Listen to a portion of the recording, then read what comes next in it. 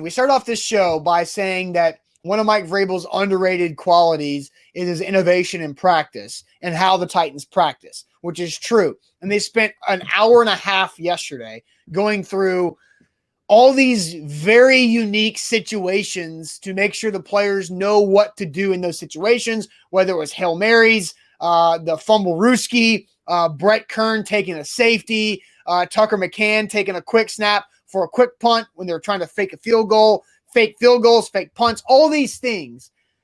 But it seems like I need to see Mike Vrabel improve in his decision-making for those situations. Yeah. Like, what were we complaining about the first week of January was that Mike Vrabel punted, was the most passive punt that the NFL has had in a long time. What was it, 4th and 2 plus territory with that time left on the clock, down one score, and you did not go for that?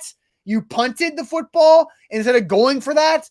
Like there, and you can go back to Atlanta where he decided to kick to go up, or he went for it on 4th down instead of going up 3 scores, which would have ended the game. You brought up the Carlos Santos play. Mm-hmm. There were several other situations in the first several weeks of the 2019 season when Mariota was the quarterback where there were the incorrect decisions in specific in-game situations where Mike Vrabel was struggling with that.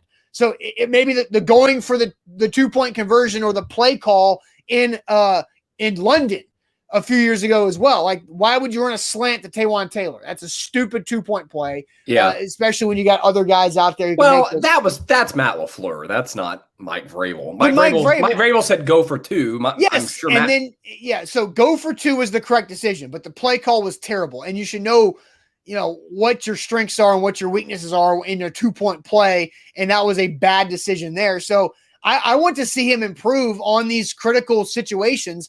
Like, you've seen the good in him where when he bled off like 4 minutes a clock against the Patriots in the playoffs with that loophole that is no longer there.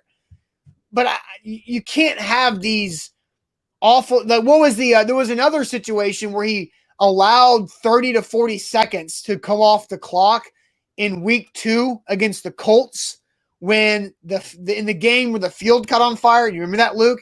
The field caught on fire. Yes. Oh my god. And then there was like a 4th down play where he let the clock go off for 30 seconds. I remember, like, I'm not a Titans fan, but I was like infuriated when that was going on. Yes, you're like, what are you doing? I think I was sitting